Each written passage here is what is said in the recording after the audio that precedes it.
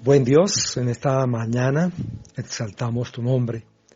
Te agradecemos por esta nueva semana que nos permites iniciar y pedimos que sea tu Espíritu Santo quien nos ayude a comprender cada uno de los estudios devocionales de estos días. Que sea tu presencia asistiéndonos y que podamos glorificarte y honrarte viviendo para ti cada día como si fuera el último de nuestra existencia en esta tierra. A ti oramos en tu nombre. Amén. Muy buenos días, mis hermanos. Anoche y esta mañana encontramos por los informativos noticiosos de nuestro país que tenemos ya en Colombia hemos superado ya los 11.000 casos de contagiados por el coronavirus y más de 463 muertos. Y mucha gente está con incertidumbre. Hoy pues ya empieza a salir casi 2 millones de personas en Bogotá a vincularse en sus fuentes de trabajo, buscar sus recursos, tanto los industriales, comerciantes, empleados, la rama bancaria y todo esto. Y hay mucha incertidumbre, ¿cuántos irán a contagiar? Y tanta información que nos bombardea permanentemente, pues yo creo que debemos aprender a manejar ese tipo de información. Hay mucha información buena que el público en general no puede digerir y la distorsiona porque no la entendió. Y hay también mucha mala información a través precisamente de los medios tecnológicos, especialmente el chat, los WhatsApp, que la gente lo dan por cierto, sin ir a la fuente para ver si es científica o qué. Pero lo importante es buscar información confiable. Y sí, el impacto económico va a ser enorme. Y el temor de la gente es ¿qué será de nosotros? Muchos en la iglesia, a través de nuestras oraciones matutinas, se cuestionan ¿qué haremos como iglesia de aquí en adelante? Pues déjenme decirles, mis hermanos, que Dios está al control absoluto de su creación y que no hay nada que va a suceder sin que Él no está detrás de eso. Y la pregunta es, ¿por qué Dios ha permitido este COVID? Y no podemos responder hacia la loca. Hay que ser sabios para responder y remitirnos más bien a la palabra de Dios. En las calamidades que ocurrieron en el Antiguo Testamento, ¿qué dijo Dios en ese momento? Solamente para mirar un ejemplo. Abramos nuestras Biblias allá en el libro de Amós, profeta Amós, capítulo 4, versos 6 al 8. Allí nos dice, os hice pasar hambre en todas vuestras ciudades, y hubo falta de pan en todos vuestros pueblos, mas no os volviste a mí, dice Jehová. También os detuve la lluvia 3 meses antes de la siega. Hice llover sobre una ciudad y sobre otra ciudad no hice llover. Sobre una parte llovió y la parte sobre la cual no llovió se secó.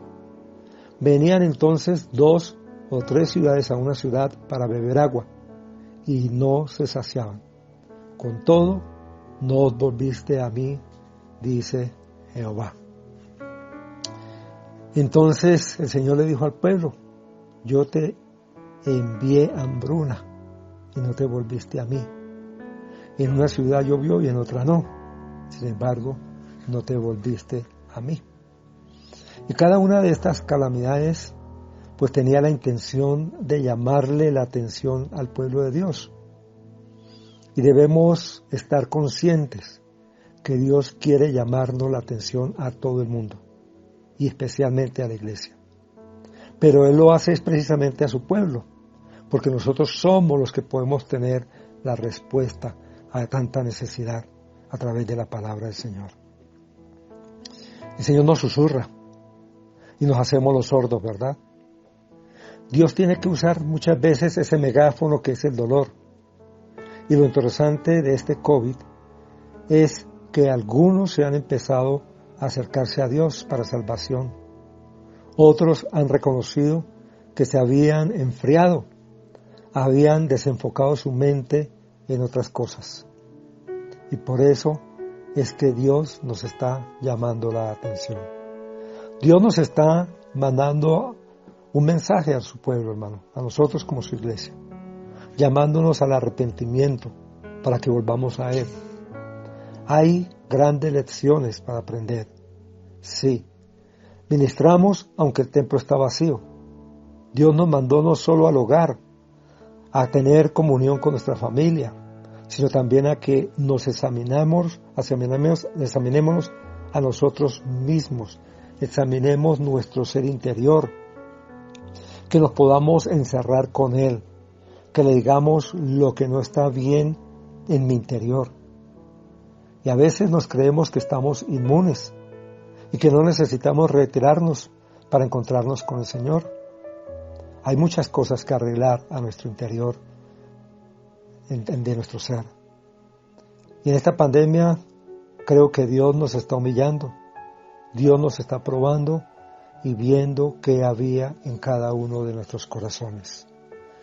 Pero esto no es básicamente mi interés de devocional en esta semana. Quiero empezar el día de hoy con la Gran Comisión. Y ustedes dirán, pero José Manuel no habla sino de la Gran Comisión.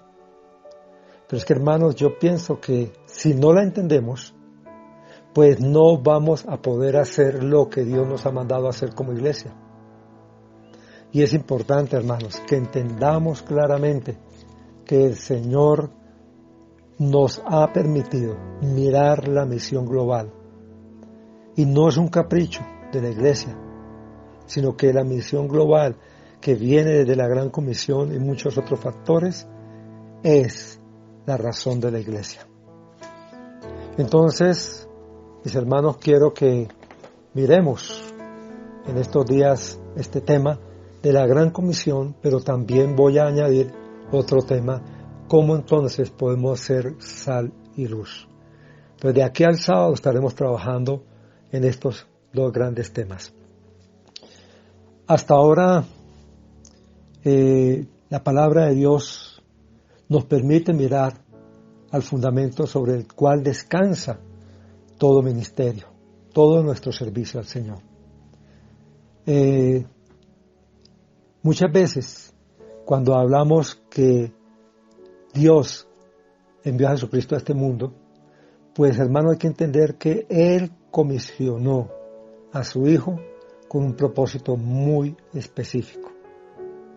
Y eso lo declara el Señor allá en San Juan, capítulo 15, verso 16. Los invito a que abramos nuestras Biblias allá en San Juan, capítulo 15, verso 16. Allá dice, no me elegiste vosotros a mí, sino que yo os elegí a vosotros y os he puesto para que vayáis y llevéis fruto y vuestro fruto permanezca. Interesante, ¿verdad? San Juan 15, 16. Ahora, cuando dice que yo os escogí, lo contrario a la costumbre de esa época es que los discípulos escogían a su maestro. Jesús escoge a sus discípulos.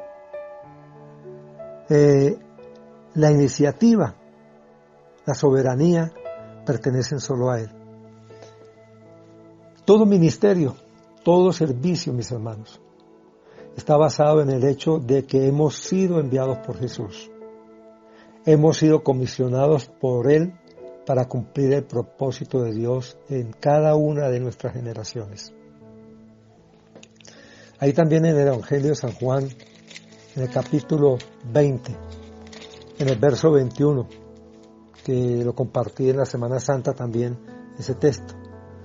San Juan capítulo 20, verso 21 dice, Jesús entonces les dijo otra vez, paz a vosotros.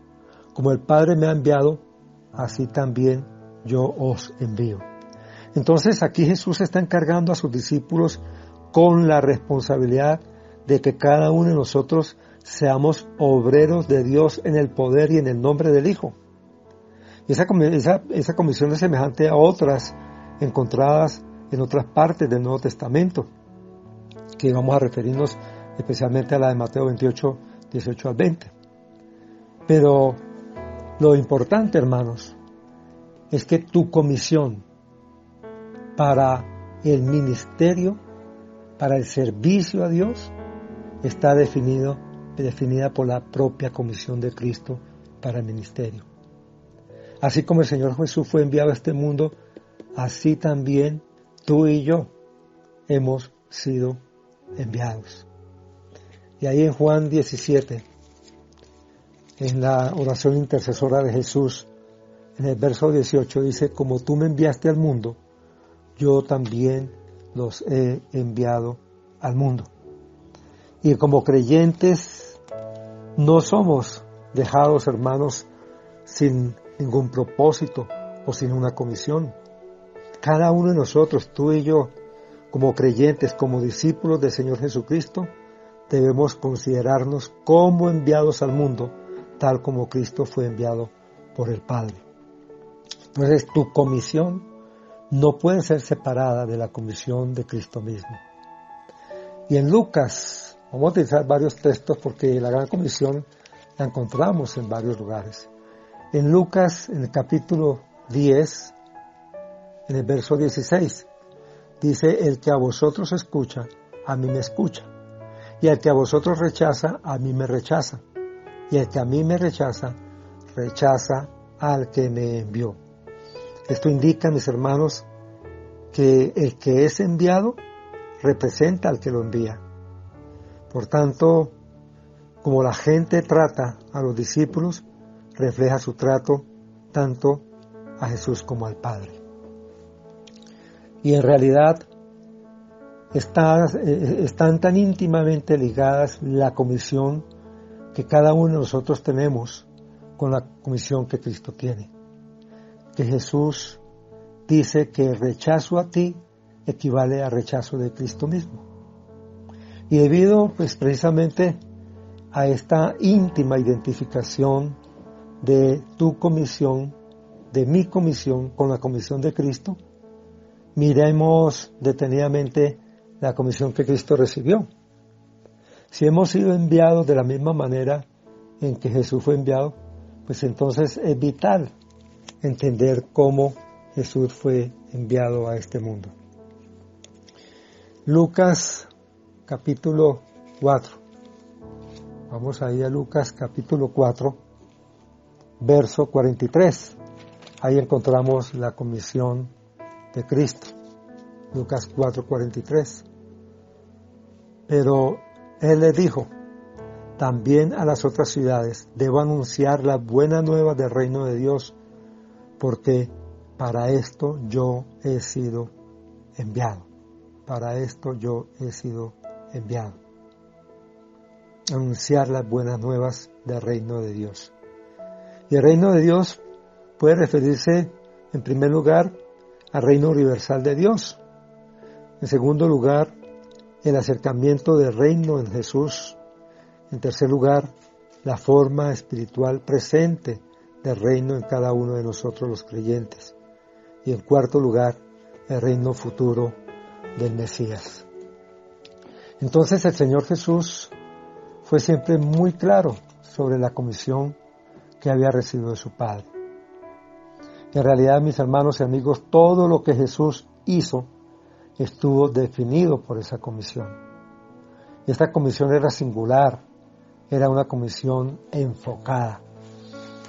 Y como ustedes se están dando cuenta, no es lo mismo que les he enseñado o les he predicado del púlpito de nuestro templo sobre la gran comisión, porque este tema tiene muchísima tela para cortar, muchísima enseñanza para nosotros captar. Y al leer los relatos del Evangelio, pues encontramos que los discípulos siguieron a Jesús. Miremos Marcos capítulo 1. Marcos capítulo 1, versos 17 y 18. Jesús les dijo: seguidme, y yo haré que seáis pescadores de hombres. Y dejando a distante las redes, le siguieron.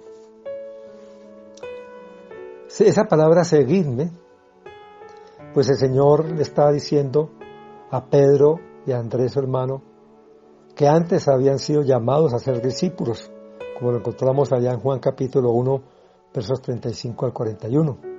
Pero aquí en este texto de Marcos 1, 17 al 18, este llamado era para que tanto Pedro como Andrés pudieran servir al Señor. No era para un llamado para salvación. Y seguir a Jesús precisamente es caminar con Jesús, como un discípulo sigue a su maestro. Y Él les dice, os haré pescadores de hombres. Y aquí el Señor ofrece a Pedro y a Andrés un nuevo oficio, el de traer al reino de Dios a los que creen en Cristo por medio de la predicación del Evangelio. Tal vez tenemos muchas profesiones, no sé cuántos de ustedes tengan X o Y profesión, pero lo importante es que el Señor, aun cuando tengamos nuestros trabajos terrenales, nuestros trabajos seculares, el Señor quiere concedernos este nuevo oficio de traer al reino de Dios a los que creen en Cristo por medio de la predicación del Evangelio. Y esa predicación tiene que ser verbal, esa predicación tiene que ser con palabras, con hechos, con acciones, para que la gente pueda creer en el Señor Jesucristo. Entonces, aquí en este texto, los discípulos siguieron a Jesús. No tenían su propia agenda. Su agenda estaba fijada por Cristo mismo. Y la comisión de Cristo era su propia comisión. De ahí en adelante se convertiría en lo más importante de sus vidas. Los profetas también del Antiguo Testamento predijeron la naturaleza de la comisión del Mesías. Muchas profecías fueron cumplidas en Cristo. Pero un pasaje en particular define la comisión que Cristo recibió de su Padre. Y esa comisión la encontramos allá en Lucas, en el capítulo 4. Lucas capítulo 4, versos 17 al 21. Lucas capítulo 4, versos 17 al 21.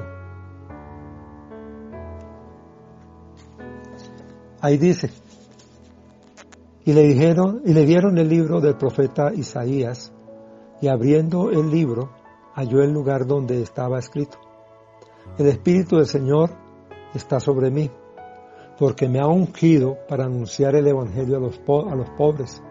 Me ha enviado para proclamar libertad a los cautivos y la recuperación de la vista a los ciegos, para poner en libertad a los oprimidos, para proclamar el año favorable del Señor. Y cerrando el libro, lo devolvió al asistente y se sentó. Y los ojos de todos en la sinagoga estaban fijos en él. Y comenzó a decirles: hoy se ha cumplido esta escritura que habéis oído. Entonces, la comisión, mis hermanos, incluía, según este texto de Lucas 4, 17 al 21, incluía ambas cosas, tanto una descripción de la unción sobre el Señor Jesús, como también su ministerio práctico en sí mismo. Entonces, dice que Él tendría que predicar las buenas nuevas a los pobres. En segundo lugar, proclamar libertad a los prisioneros. Después, proclamar vista a los ciegos. Después, liberar a los oprimidos. Y proclamar el año del favor del Señor. Esa era la comisión que Cristo recibió de su Padre. Y cuando Jesús dijo: como me envió el Padre, así también yo os envío, se estaba refiriendo en parte a esto. Jesús estaba pasando la comisión que había recibido, la estaba pasando a cada uno de nosotros.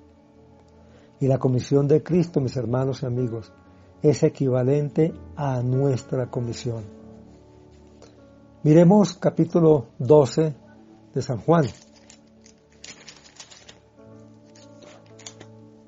San Juan capítulo 12.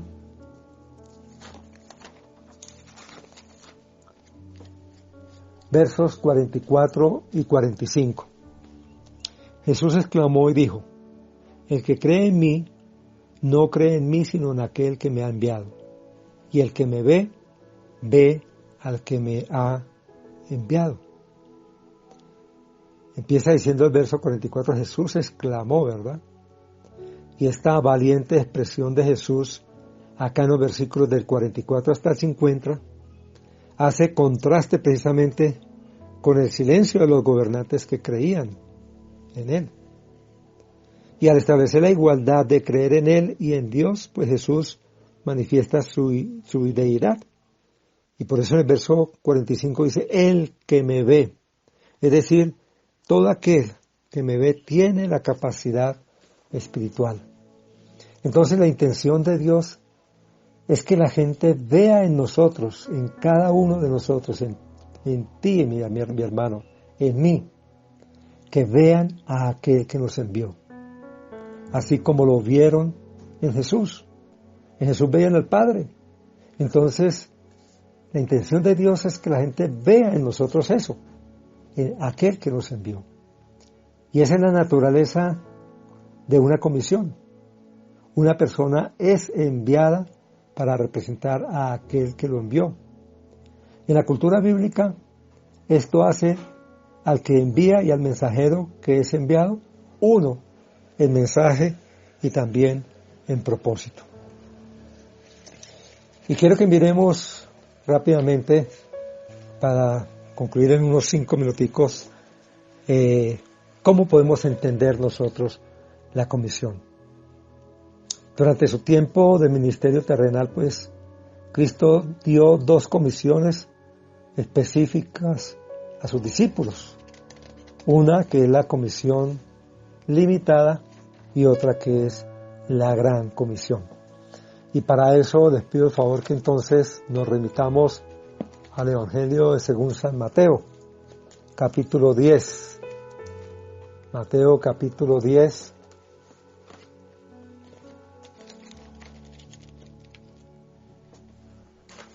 Versos 5 al 16. Ahí encontramos la misión de los 12. Y usted puede leerlo allí, por tiempo no alcanzo a leerlo, pero lo puede leer allí en su casa. Y esta comisión limitada, pues son las instrucciones que Jesús les dio a sus discípulos, que eran muy específicas. Allá en el verso 6 de Mateo 10, verso 6 dice, vayan solo a las ovejas perdidas de Israel, y no a los gentiles o samaritanos. Era una instrucción específica. En el verso 7 da otra instrucción específica. Prediquen este mensaje. ¿Cuál mensaje? El reino de los cielos se ha acercado. Y en el verso 8 encontramos 4 de esas instrucciones específicas. Sanen los enfermos, resuciten a los muertos, limpien a los leprosos y echen fuera demonios. Entonces, mis hermanos, esta comisión limitada está definida por el mandato de Cristo antes de la cruz. Antes de la cruz. Era una comisión con tiempo y con un espacio limitado, terminando en la cruz. Pero miremos la segunda comisión de ese ministerio terrenal de Jesús. Y fue la comisión que llamamos hoy día la Gran Comisión. Mateo capítulo 28, Mateo capítulo 28, el último capítulo de Mateo, versos 18 al 20. Ahí encontramos nosotros esa gran comisión que hemos venido hablando bastante, que también hemos dicho que la hemos convertido en una gran omisión. Y allí dice, Jesús se acercó y les habló diciendo, toda potestad me es dada en el cielo y en la tierra, por tanto, id y haced discípulos a todas las naciones, bautizándolos en el nombre del Padre, del Hijo y del Espíritu Santo, y enseñándoles que guarden todas las cosas que os he llamado, y aquí yo estoy con vosotros todos los días hasta el fin del mundo. Yo estoy con vosotros todos los días hasta el fin del mundo. Entonces observemos la naturaleza universal de esta comisión. Dice que Él nos ha dado toda autoridad. que esta comisión universal es a todas las naciones, todas las cosas, todos los días. Entonces esta comisión es a menudo llamada la Gran Comisión, ¿no? Debido a que excede a esa comisión limitada de Mateo 10, 5 al 16, que Jesús previamente había dado. Y a diferencia de esa primera comisión, esta segunda, la Gran Comisión, no tiene restricción de tiempo ni restricción de espacio, ya que la comisión de Jesús ha venido a ser ilimitada. Entonces, tu comisión, mi comisión, nuestra comisión, está ahora definida por el mandato de Cristo después de la cruz. Ser luz, como dice Isaías 42:6, también Isaías 49:6, Hechos 26:23, ser luz, que es el segundo tema que trataré en estos días devocional, el ser luz y sal en esta tierra. Pero para el propósito de nuestro estudio de estos devocionales, la palabra comisión tiene dos significados básicos. Uno, la autoridad dada al enviado para actuar a favor del que lo envía. Es importante tener en cuenta eso. La autoridad dada al enviado para actuar a favor del que lo envía. Y dos, el estatuto o mandato dentro del cual el que ha sido enviado actúa a favor del que lo envía. Entonces, autoridad y estatuto o mandato. Entonces, esta gran comisión acá en Mateo 28, 18 al 20, pues provee tanto la autoridad como el mandato. Y este es tu estatuto y mi estatuto para nuestro ministerio, mis hermanos.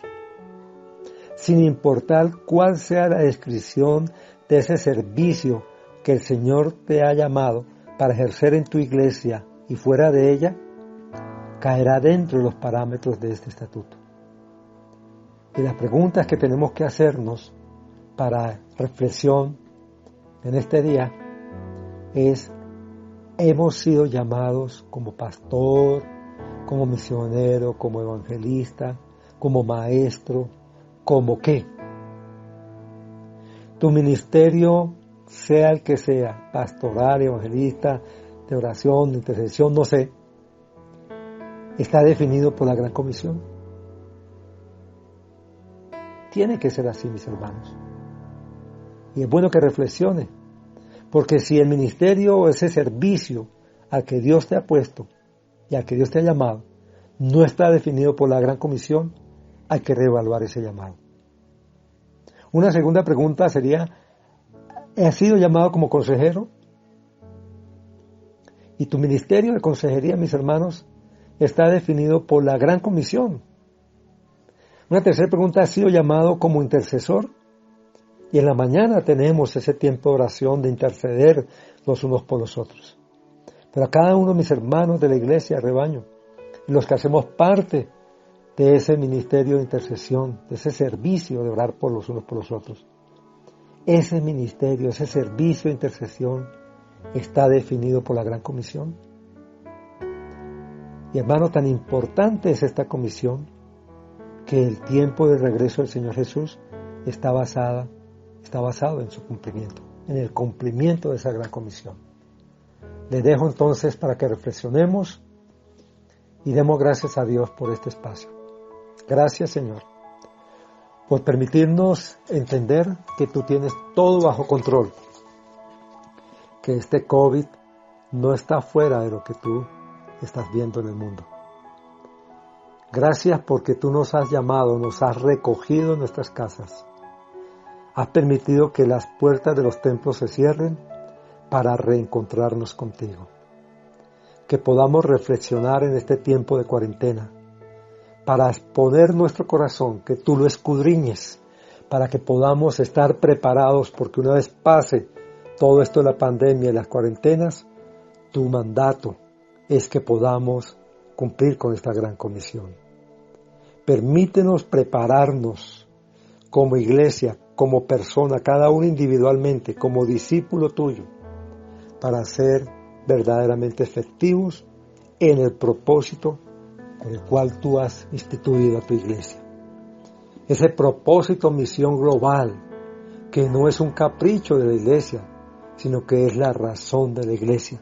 Permítenos entender esto claramente y oramos en tu nombre. Amén. Que Dios los bendiga, mis hermanos, y mañana continúo con este tema de la Gran Comisión, mirando la estrategia del Evangelio, porque es importante que miremos ese enfoque de la Gran Comisión que es el Evangelio. Dios los bendiga.